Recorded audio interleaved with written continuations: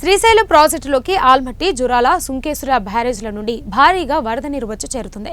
Dam పూర్తిస్థాయి నీటి మట్టం 885 అడుగులు కాగా, జురాల, సుంకేశ్వర బ్యారేజ్ల నుండి 4,36,433 క్యూసెక్ల నీరు వచ్చి చేరుతుంది. ప్రస్తుతం డ్యాంలో 876.70 అడుగుల నీటి మట్టం ఉంది. ప్రస్తుతం నీటి సామర్థ్యం 171.8625 టీఎంసీలు ఉన్నాయి. ప్రస్తుతం కుడి ఎడమ గట్టు విద్యుత్ ఉత్పత్తి కోసం 82,000 క్యూసెక్ల నీటిని అధికారులు విడుదల చేస్తున్నారు.